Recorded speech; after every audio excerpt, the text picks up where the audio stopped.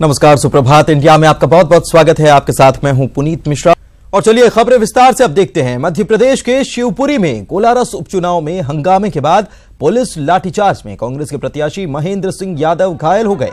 कांग्रेस उम्मीदवार और उनके समर्थकों ने पैसे बांटने का आरोप लगाते हुए बीजेपी विधायक की गाड़ी में तोड़फोड़ की थी। इसके बाद हंगामा खड़ा हो गया।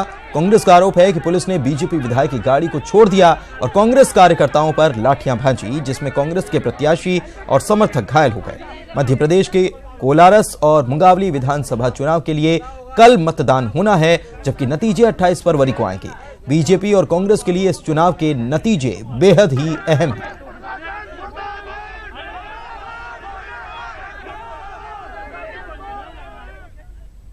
और सब जनता को मार के वहां से खदेड़ दिया और खदेड़ के और उनको विधायक जी को और उनको गाड़ी से भगा दिया और वो सूटकेस वूटकेस सब उनको मतलब दे दिया। हमें पता ही नहीं है, हमें तो ये भी मालूम नहीं क्या हुआ है, कोई पता भी नहीं है बिल्कुल। हम तो अपनी दुकान बंद करके अंदर ही जा रहे थे, तो हमें ये भी मालूम नहीं है क्या हुआ क्या नहीं हुआ, कि बीजे किसके सहारे मारा है। एक पुलिस वाला था, उनमें कांस्टेबल थे सभी, और वो थे सीआरपी वाले, तो उनने सभी भगा दिया। अभी मैंने साहब से पूछा तो वो कहना कि बताओ कौन साहब, मैं बताऊं कौन से, सब सीआरपी वाले और सब पुलिस वाले तो भगाई दी उनने। जब माहौल खराब हुआ तो मैं और एडीएम पिछले 1.5-2 घंटे से हैं। इनका कहना है कि हमको बहुत सारी चोटें लगी हैं और इसका मैं और एडीएम दोनों ने रिक्वेस्ट किया कि आप जो है मेडिकल कराएं, बट पिछले 1.5 घंटे से मेडिकल कराने को बिल्कुल तैयार नहीं है। सर, ये लाठीचार्ज की बात हो रही है, क्या लाठीचार्ज का बिल्कुल नहीं हुआ है। जब इतनी सारी भीड़ है और विधायक के किसी व्यक्ति की गाड़ी के कांच फूटे जाएंगे क्षेत्र में, तो पुलिस निश्चित रूप से पब्लिक को भगाएगी। और इधर कोलारस उपचुनाव में बीजेपी के पैसे बांटने और कांग्रेस प्रत्याशी पर पुलिस बर्बरता की कांग्रेस ने चुनाव आयोग से शिकायत कर दी है।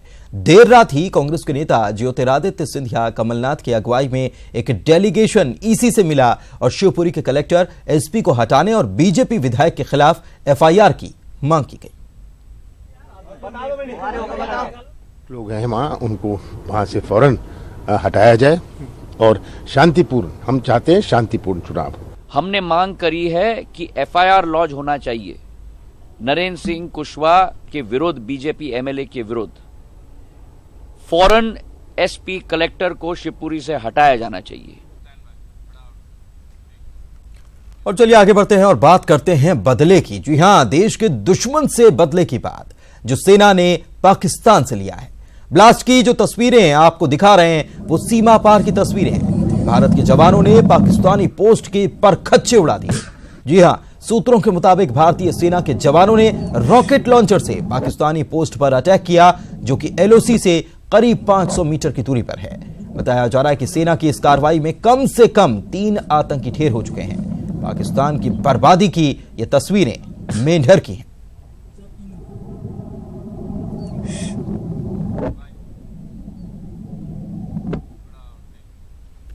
तो पाकिस्तान का आतंकी कनेक्शन किसी से छिपा नहीं है, लेकिन हम आपको बता रहे हैं कि कैसे पाक सेना आतंकियों के भरोसे एलओसी पर भारतीय सेना का मुकाबला कर रही है।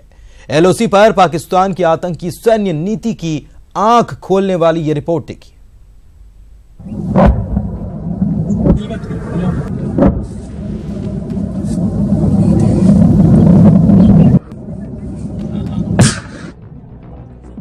एलओसी पर पाक सेना की आतंकी नीति, आतंकियों के हवाले पाक सीमा की सुरक्षा, भारतीय सेना से लड़ रहे आतंकी स्नाइपर्स, एलओसी पर नापाक प्लान। एलओसी पर भारतीय सेना से मुकाबला करने में विफल रहने के बाद पाकिस्तान ने अपनी सीमा की जिम्मेदारी अब आतंकियों को सौंप दी है।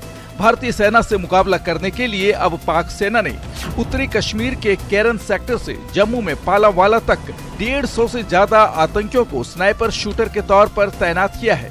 पिछले 1 साल में एलओसी पर पाक की नापाक हरकत का सामना करते शहीद हुए 32 भारतीय जवानों में अधिकांश स्नाइपर शूटर के ही निशाने पर रहे।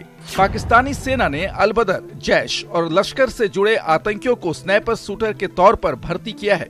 नियंत्रण रेखा पर तैनात इन शूटरों का मुख्य निशाना माछिल, उरी, तंगधार, पुंछ, बिम्बर गली और कृष्णा घाटी जैसे इलाके हैं। पीओके में मौजूद ट्रेनिंग कैंप में पाक की स्पेशल ऑपरेशन टीम की निगरानी में इन शूटरों की ट्रेनिंग हो रही है। जानकारी के मुताबिक स्नाइपर शूटरों के लिए पाकिस्तानी सेना ही टारगेट तय करती है। टारगेट तय करने के बाद पाकिस्तानी सेना की ओर से आतंकी संगठन के सरगना को स्नाइपर शूटर भेजने के लिए कहा जाता है। टारगेट को निशाना बनाने के लिए ऐसे शूटर पाकिस्तानी सेना की अग्रिम चौकियों पर तैनात होते हैं। इस काले खेल का एक सच ये भी है कि इन शूटरों को इनके काम के लिए इनाम भी मिलता है। शहीदों की संख्या और रैंक के हिसाब से ही इन्हें नकद इनाम दिया जाता है, जो राशि 50,000 से लेकर 1 लाख रुपए तक हो सकती है। भारतीय सेना से मुंह की खाने के बाद अब पाकिस्तान अपनी घटिया सैन्य नीति पर उतर आया है। आतंकियों के पनाहगाह रहे पाकिस्तान ने सीमा पर आतंकियों से मदद लेकर अपनी मंशा साफ कर दी है। किसी को भी अब शक की गुंजाइश नहीं है कि दरअसल पाकिस्तान एक दहशतगर्द मुल्क ही है और उसका इलाज भी उसी तरह से होना जरूरी है। Bureau report, ETV news. सेना प्रमुख के बयान पर घमासान मचा है। कई तथाकथित पॉलिटिकल पंडितों को तो जैसे मिर्ची लग गई, लेकिन सवाल यह है कि क्या बिपिन रावत ने गलत कहा है?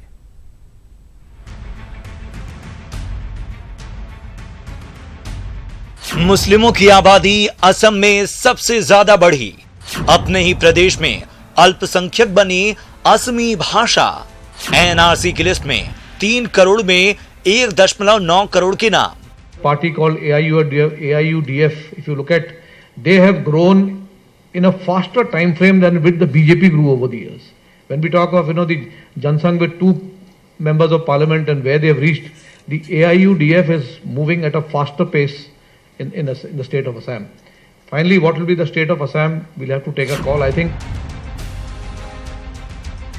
सेना प्रमुख ने क्या गलत कहा? जी हां, ये सवाल नहीं महासवाल है, लेकिन इस सवाल का जवाब देने की बजाय असम में क्षेत्रीय पार्टी AIUDF के मुखिया बदरुद्दीन बुरा मान गए। हमारे आर्मी के चीफ साहब कहते हैं इतने स्पीड से बढ़ा कि जितने स्पीड से बीजेपी भी नहीं बढ़ी। तो पहली बात तो ये है कि ये हमारा कसूर नहीं है, वोटर का मिजाज है। अगर गलत लोगों ने दिया है तो आप उसको पकड़िए। इसलिए हमारी पार्टी का कोई ग्रोथ जो है वो एबनॉर्मल नहीं है। बदरुद्दीन तो बदरुद्दीन, देश के कई सियासी पंडित भी हमेशा की तरह घुसपैठ की मूल समस्या से दूर हटकर वही पुरानी तुष्टीकरण की राजनीति में पिल पड़े। पहले AIMIM के मुखिया का ट्वीट देख लीजिए। आर्मी चीफ को राजनीतिक मामलों में हस्तक्षेप नहीं करना चाहिए। किसी राजनीतिक पार्टी के उदय पर बयान देना उनका काम नहीं है। लोकतंत्र और संविधान इसकी इजाजत नहीं देता है। सेना हमेशा एक निर्वाचित नेतृत्व के तहत काम करती है। देखिए, आसाम के अंदर भी कट्टरता बढ़ाने की कोशिश हो रही है, वो भी नाकाम होगी। आसाम में हमारी सरकार हर चीज पर नजर रखे हुई है कि जिस तरह सियासी लोगों को आर्मी के ताल्लुक से हमेशा एहतियात का दामन पकड़कर चलना चाहिए, बिल्कुल इसी तरह से आर्मी के अफसरान को भी इसका ध्यान रखना चाहिए कि वो कोई पॉलिटिकल कमेंट ना करें। मैं समझता हूं बिपिन रावत जी ने जो कुछ भी कहा है वो उनके ओहदे के लिए जेब नहीं दे। सियासी बयानबाजी आपने देख ली, अब उन आंकड़ों को समझिए जो सरकार के रिकॉर्ड में दर्ज हैं। 2011 जनगणना के मुताबिक असम में मुसलमानों की आबादी 34.2% हो गई है, जबकि 2001 में यही संख्या करीब 30.9% थी। वहीं देश में मुस्लिमों की आबादी में केवल 1% की बढ़ोतरी हुई। असम में 35% से ज्यादा मुस्लिम आबादी वाली 36 विधानसभा सीटें थीं, जो अब 39 हो गई हैं। ताजा रिपोर्ट भी जान लीजिए। एनआरसी की पहली लिस्ट जारी हुई, जिसमें 3 करोड़ आबादी वाले असम में केवल 1.9 करोड़ लोग ही वैध पाए गए। घुसपैठ की त्रासदी झेल रहे असम की एक और रिपोर्ट समझ लीजिए। 2011 की भाषाई जनगणना के आंकड़े अभी जारी नहीं हुए हैं, लेकिन 2001 की जनगणना में असमिया भाषा अपने प्रदेश में अल्पसंख्यक बन चुकी है। 1991 से 2001 के बीच असमिया बोलने वालों की जनसंख्या 58% से घटकर 48% हो गई, जबकि बांग्ला भाषी आबादी 21% से 28% तक बढ़ चुकी है। अनुमान है कि अभी असम में असमी भाषा बोलने वाले 40% के करीब है, तो वहीं बांग्ला भाषी करीब 1/3 हो गए हैं। हालांकि बिपिन रावत का बयान AIUDF के मुखिया बदरुद्दीन के जरिए है, तो पहले बदरुद्दीन को जान लीजिए। बदरुद्दीन का जन्म 12 फरवरी 1950 को मुंबई में हुआ। मूलतः बदरुद्दीन असम के रहने वाले हैं। दारुल उलूम देवबंद से फाजिल की पढ़ाई की। पढ़ाई पूरी करने के बाद जमियत उलेमाए हिंद के साथ जुड़ गए और किंग मेकर की इच्छा लिए 2005 में AIUDF पार्टी बनाई। AIUDF का सियासी सफर महज 13 साल का है। असम में AIUDF के 18 विधायक हैं और पार्टी के 3 सांसद सदस्य हैं। असम में पैदा हुए और मुंबई में कपड़ों, रियल एस्टेट, चमड़ा, हेल्थ केयर, शिक्षा और इत्र का विशाल कारोबार चलाने वाले अजमल का कारोबार भारत के अलावा UPE, बांग्लादेश, सिंगापुर आदि देशों में फैला है। सियासी और आर्थिक रसूख के कारण बदरुद्दीन साहब, जो चिंता आपको करनी चाहिए अगर सेना प्रमुख ने जता दी तो क्या गलत कहा। Bureau report, ETV news. और चलिए आगे बढ़ते हैं। मिशन नॉर्थ ईस्ट पर पहुंचे प्रधानमंत्री नरेंद्र मोदी ने मेघालय और नागालैंड में चुनावी सभाओं को संबोधित किया। भारी भीड़ के बीच पीएम ने नॉर्थ ईस्ट के विकास का रोड मैप दिया। इसके साथ ही बीजेपी को वोट करने की अपील की ताकि केंद्र और राज्य मिलकर विकास का पहिया दौड़ा सके।